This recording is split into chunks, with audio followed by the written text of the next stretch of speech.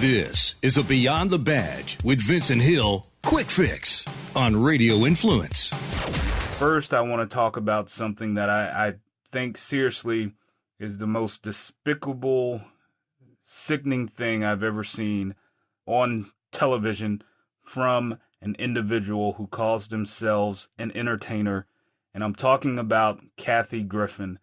And I don't like to talk politics on this show, but we have this comedian, this B-list actress, who decides, and I'm sure everyone has heard about it as of now, who decides to go out and do a photo shoot with a decapitated head, or of course a fake decapitated head, of the President of the United States, Donald J. Trump. Now, say what you want about President Trump. Say what you want about the Republicans. Say what you want about his administration. Say whatever you want. But the fact still remains that Donald J. Trump is the President of the United States. And for Kathy Griffin to hold this head, this decapitated head, basically saying that President Trump should be decapitated, is very sickening and disturbing. You're basically saying the President of the United States, the President of the free world, should be decapitated. Then you go on the news after you get all of this slack that says, oh, I went too far, I was wrong.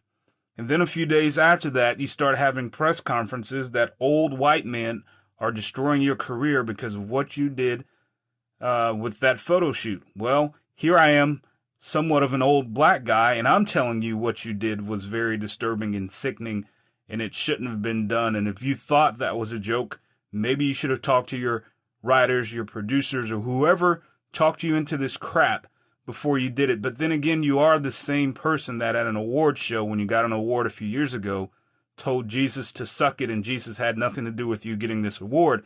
So it really doesn't surprise me that you did this, because if you tell Jesus to suck it, who is my Lord and Savior, if you tell Jesus to do this, of course you're going to hold a decapitated head of the President of the United States as a symbol of how he's not your president. You know, Kathy Griffin, I want to give you some names, and then I want you to think about them and think about what you did. I'm going to give you some names here. I'm going to call them out. James Foley, Peter Kasich, Stephen Sutcliffe, Nick Berg. Those are all U.S. citizens, American citizens, who were decapitated by ISIS. Decapitated. Oh, not strong enough for you? Well, let me give you two more names to let this sink in for you. Private First Class Thomas Tucker. Private First Class Christian Menchaca. So here you are now holding a mock head of the President of the United States, the Commander-in-Chief of the United States, when I just named two U.S. soldiers who were decapitated by ISIS after they were captured, drugged miles down the street, tied to a pickup truck, and then decapitated.